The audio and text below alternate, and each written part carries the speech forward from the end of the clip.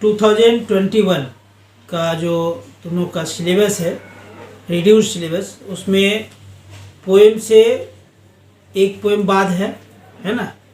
पहला वाला जो है वो ऑन किलिंग ए ट्री, ये बात है, बाद बाकी पोएम है, ठीक है। तो इसमें हम लोग को फर्स्ट तब ए स्लीप इन द वैली आएगा, और ये काफ़ी इम्पोर्टेंट पोएम भी है। तो मैं इसी पोएम को आज करा दे रहा हूँ, क्योंकि तुम लोग भी यही डिमांड किए हो कि पोएट्री सब बाकी है, पोएट्री का करा दीजिए, उसका एक्सप्लेन करा दीजिए हिंदी में। तो that is why I am explaining the poem a sleep in the valley in Hindi today as per your demands. तो a sleep in the valley एक एंटी वार रोमांटिक पोएम है।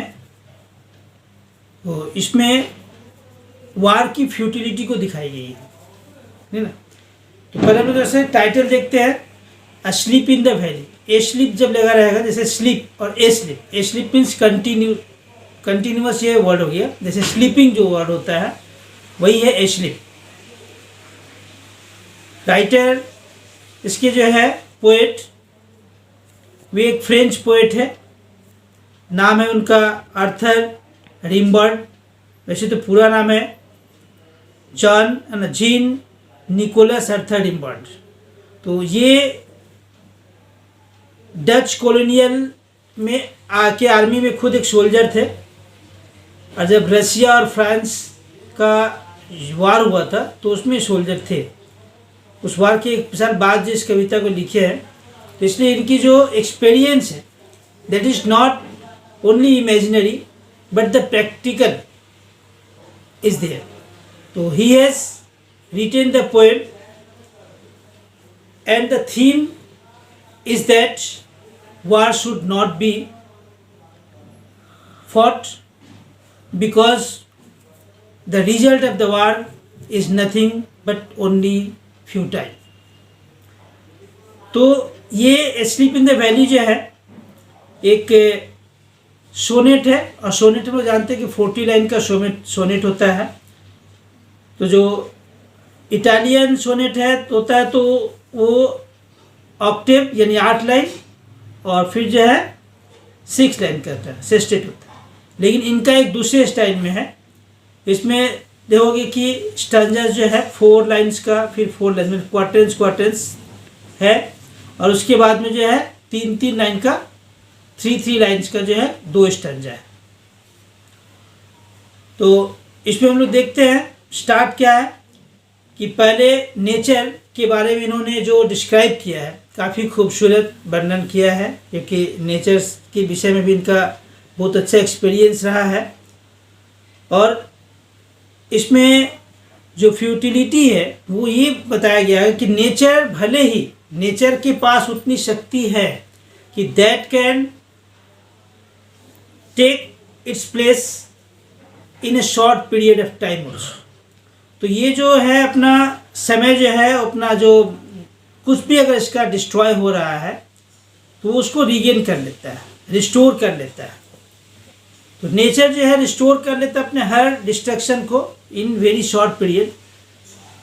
ह्यूमन भी ठीक है नेचर में ही है, but the most pathos thing is that. तो जो सबसे दुख की बात यह है कि एक बार अगर ह्यूमन बीइंग अगर डेथ कर जाता है तो no power is there on the earth which can restore life in them. तो उनके अंदर जीवन को फिर से ला दे ऐसी कोई शक्ति नहीं है। खुद नेचर जो अपने आप को तो ठीक कर सकता है, लेकिन एक डेड बॉडीज को जो है वो ठीक नहीं कर सकता। तो यही चीज़ में बताया गया, इसलिए जो है वार फ्यूटाइल है। और साथ ही साथ वार के विषय में फ्यूटिलिटी इसलिए बात कही गई कि वार में हम लोग जानते हैं कि जिस तरह से कि एक महल अगर बनता है तो नीचे एकदम पकी पकाई ईंटों को, सबसे मजबूत ईंटों को सब उसके नींव में डाला जाता है, ताकि ऊपर बिल्डिंग जो है वो बहुत मजबूत और बहुत दिन तक टिकाऊ रहे। ठीक उसी प्रकार से चाहे कोई भी देश हो, कोई भी पूरा वर्ल्ड का कंट्री हो, वो जो सोल्जर को सिलेक्ट किया, सोल्जर को जो लिया जाता है, उसमें जो भर्ती किया जाता है, तो उसमें एकदम young, mentally and physically fit person are only taken in army और इन एनी फोर्स। और वो व्यक्ति एकदम यंग होता है, ओल्ड पर्सन को नहीं लिया जाता है, तो यंग होता है, जो उसके अंदर वो एनर्जी है, वो पावर है, जो अपने फैमिली के लिए, अपने समाज के लिए, अपने देश के लिए बहुत कुछ कर सकता है। अगर मान लो कि कोई साइंटिस्ट बन जाए तो बहुत कुछ कर सकता है, कोई एक बिजनेसमैन बन जाए तो भी बहुत कुछ कर सकता है, फैक्ट्री लगा सकता है। लेकिन ऐसे एकदम मेंटली फिजिकली फिट पर्सन्स और विथ नो कॉज, उनका कोई किसी से दुश्मनी नहीं रहती, वो जो है अपने क्या करते हैं, युद्ध में जाते हैं सरकार की तरफ से, गवर्नमेंट की तरफ से, और बेचारे मारे जाते हैं, चाहे किसी भी पक्ष का हो, दुश्मन पक्ष का हो या इधर का हो। लेकिन जो मारा गया वो तो एक यंग था, एकदम फिट था, फिजिकली मेंटली फिट था, एंड उसके अंदर फिर जो है लाइफ को हम लोग रिस्टोर नहीं कर सकते हैं। तो इसलिए जो है ये war, the gun of the war only engulf the young persons, but there is no the fruit of the war. इस वार का कोई फल नहीं मिलता है, ठीक है। यही चीज इसमें बताया गया है। तो फर्स्ट में दिखाया गया कि जो सीन में जो नेचर है, वहाँ एक सोल्जर, काफ़ी खूबसूरत वैली में एक सोल्जर लेटा हुआ, सोया हुआ है, मरा हुआ है वो। तो एक चीज़ सोचने वाली, कभी इसमें पूरा बोला तो नहीं है, लेकिन हम लोग जो रीडर है वो थिंक कर सकते हैं कि जहाँ पर एक सोल्जर मरा पड़ा हुआ है, उसे गोली लगी हुई है, तो 100% वहाँ पे एक वार हुआ है, कुछ ना कुछ हुआ है, but there is no sign of any war there, and the nature is beautiful. Nature वहाँ पर खूबसूरत है, हर तरह से ठीक है, लेकिन वो व्यक्ति वहाँ पर, एक यंग व्यक्ति वहाँ पे मरा पड़ा हुआ है, जो सोल्जर है। तो इसका मतलब क्या होगा कि कभी ये दिखाना चाह रहा है कि नेचर, प्रकृति जो है वो अपने आप को रीस्टोर कर सकती है और तुरंत अपना को मैजिकली जो है वो ठीक हो गई, लेकिन वो मैजिक नहीं है कि उस सोल्जर के अंदर जान फूंक सके। इसलिए वार किसी भी कीमत में फ्यूटाइल ही है, वो जो है उसकी रिजल्ट हमेशा फ्यूटाइल होती है। यही इसमें बताना चाहा। तो हम लोग पोएम स्टार्ट करते हैं, लेकिन उसके पहले एक बार फिर तुम लोगों से एक ही रिक्वेस्ट है कि जो लोग मेरे चैनल को अभी तक सब्सक्राइब नहीं किए हैं, नए देख रहे हैं, वे ज़रूर मेरे चैनल को सब्सक्राइब करें, वीडियो को लाइक करें और शेयर करें दोस्तों के बीच, अपने साथियों के बीच, अपने भाई बहनों के बीच, ताकि वे भी जो है इसका एक्सप्लेनेशन सही ढंग से समझ सके और एग्ज़ाम में अच्छा से अच्छा वो नंबर उठा सके, ठीक है ना।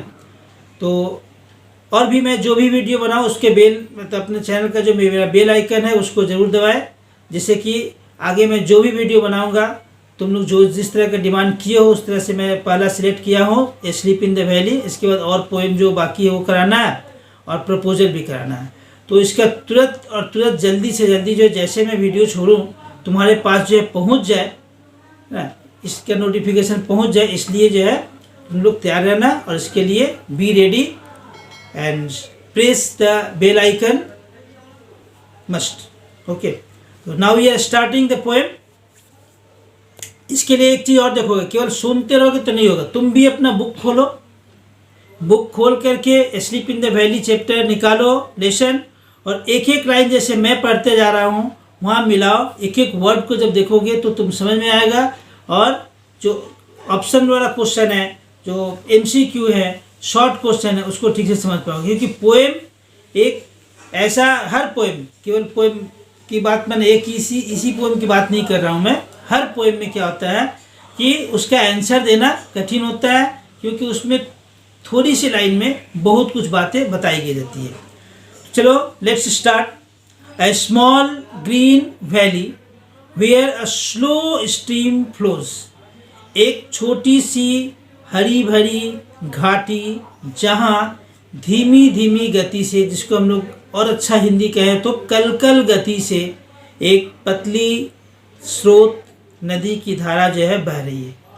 तो स्ट्रीम और रिवर तो बहुत चौड़ा आता है, स्ट्रीम उससे पतला जो एक घाटी से होकर के गुजर रहा है। तो flow and leaves long strand of silver on the bright grass. और जब ये बहती हुई जा रही है तो एक लंबा स्ट्रैंड से, एक फीता की तरह, एक बेल्ट की तरह जो है वहाँ पर जो सिल्वरी ये चमक रहा है सूरज के प्रकाश में, यह प्रकाश किसी प्रकाश में, तो जो है ऑन द ब्राइट ग्रास, चमकीले घास पर ये चांदी की तरह, एक बेल्ट की तरह जो है पूरा घाटी में एक सिरे से दूसरे सिरे तक ये फैला हुआ है। ऐसा लग रहा है दूर से मानो एक चांदी का बेल्ट हो उसके ऊपर में। From the mountain stream the sun rays, from the mountain top, from the mountain top stream the sons rays.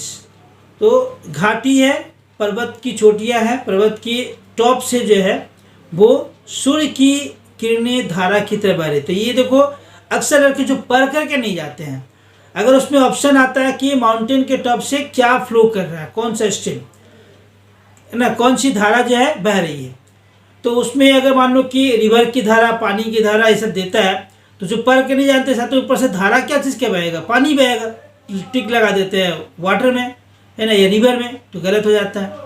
तो इसलिए हर लाइन को ठीक से समझो, इसमें एक एक चीज़ जो है उस वर्ड को ध्यान दो। तो यहाँ पे क्या है, जो स्ट्रीम है, जो माउंटेन टॉप से जो स्ट्रीम बह रही है, जो धारा आ रही है वो सूर्य के प्रकाश की धारा है, लेकिन जो घाटी में बहते हुए जा रही है वो क्या है, एक जल धारा है। तो यहाँ पर क्या है कि from the mountain top stream the sons rays, सूरज की किरणें बहते हुए आ रही है, और वो सूरज की किरणें क्या कर रही है, they fill the hollow full of light. तो वो जो है ये hollow, that means the valley, valley की घाटी जो नीचे है, पहाड़ों से घिरी हुई जो गड्ढा है, जो घाटी है, उसको पूरे प्रकाश से भर करके और ओवरफ्लो हो रहा है मानो। अ सोल्जर, तो यहाँ प्रकृति की क्या है, खूबसूरती का वर्णन है इस 4 लाइन में। अगले 4 लाइन में देखो क्या है, अ सोल्जर वेरी यंग, एक काफ़ी यंग सोल्जर, एकदम युवा, एकदम जो है जवान, लाइज ओपन माउथेड, खुले मुंह सोया हुआ है, उसका मुंह जो है उसका थोड़ा सा खुला हुआ है। अ pillow made a fern beneath his head, और प्रकृति भी उसको कितने सही ढंग से उसको सजा कर रखी है। देखो ये pillow made a fern, fern एक तरह का घास होता है, तो फर्न जो तुम लोग शादी वगैरह के बाड़ी में भी जो है उसको सजाया जाता है फर्न के पत्तों से। तो फर्न बहुत हेवी फर्न है, ज़्यादा है, जो उसके सर के पास है, तो it serves as a pillow. Poet जो है कल्पना क्या कर रहा है कि प्रकृति ने खुद उसको फर्न का तकिया उसको दे दिया है। तो so a pillow made a fern beneath his head, उसके सर के नीचे है, स्लीप, और सो रहा है। कैसे सो रहा है, stressed in the heavy undergrowth, stressed का मतलब पूरा फैल करके, और कहाँ पर, in the heavy undergrowth. What do you mean by heavy undergrowth, undergrowth that means the green grasses है ना, the full of grass, the rich grass is his bed, ये उसका जो है बेड है। तो पूरा ग्रास के ऊपर जो है सोता, अंडरग्रोथ में उसके नीचे से जो है पूरा घास जमे हुए हैं, उस घास के जो है गद्दी पर वो सोया हुआ है।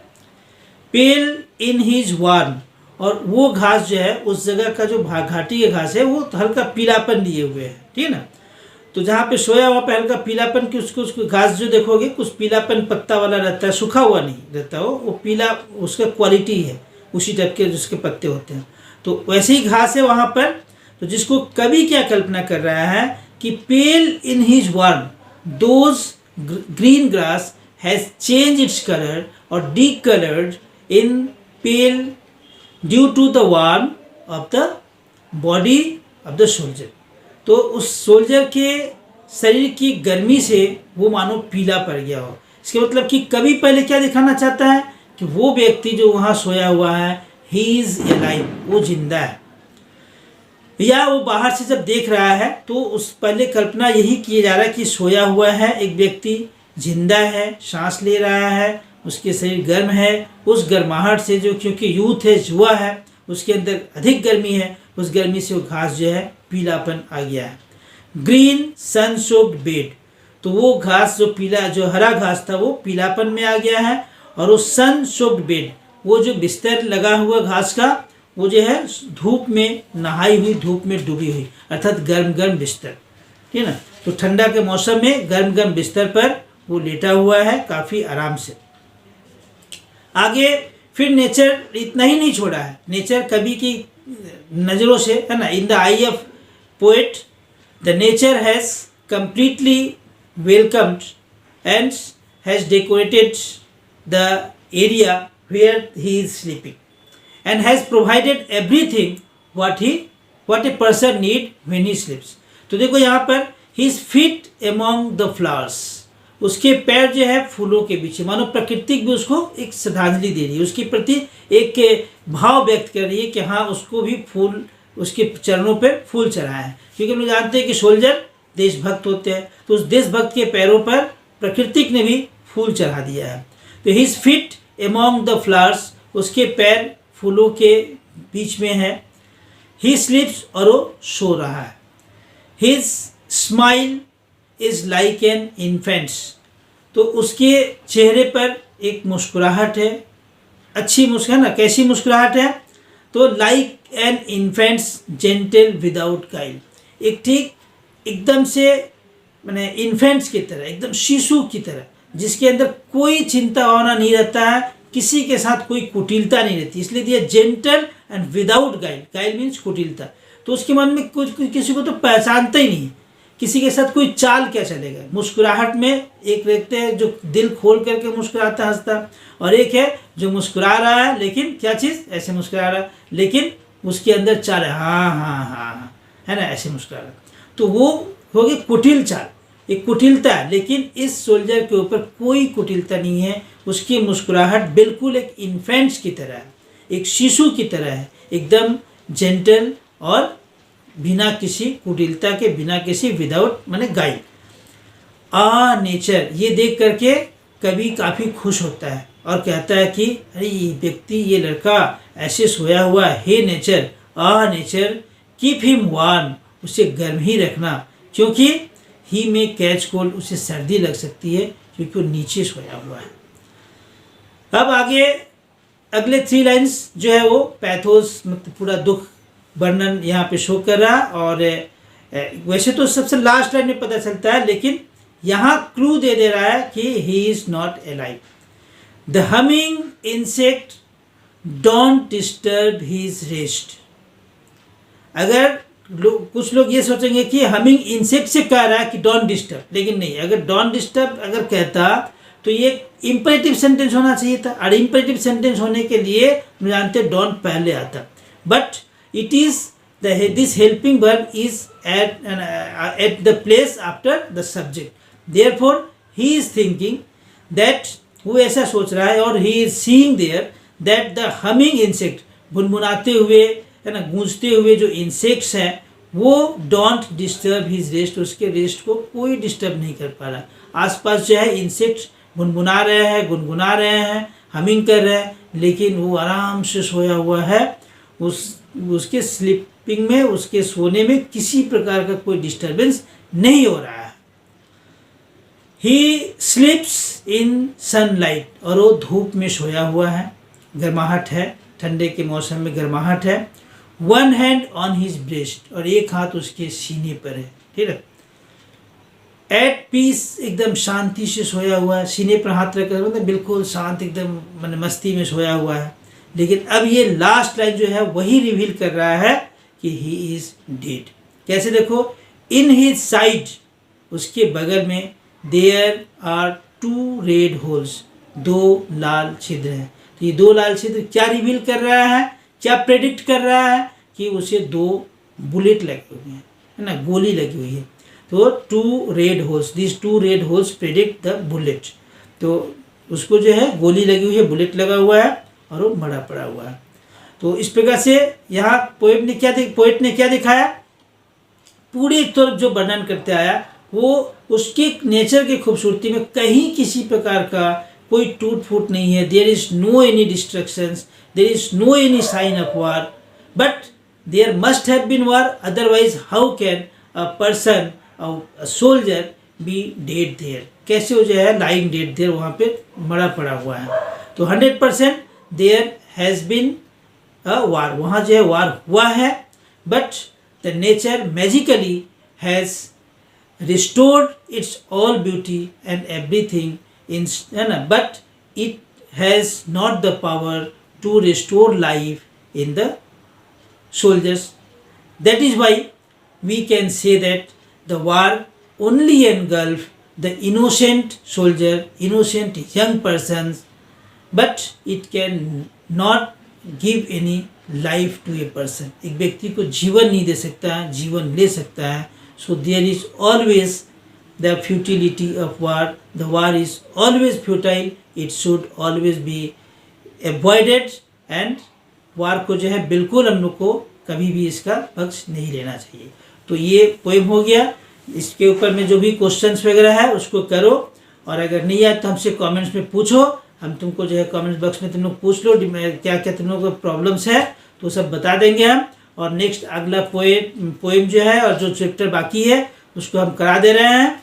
तो मेरे इस चैनल को एक बार फिर से एक बार कह दे कि इसे अच्छा तो लगा है तुम्हें, अगर नॉलेजेबल है, तुम्हें काफ़ी काम की चीज़ है, तो इसे ज़रूर लाइक करो, शेयर करो, और जो है जो लोग नए हैं मेरे चैनल को सब्सक्राइब करें और बेल आइकन को जरूर दबाएं. Thank you for watching.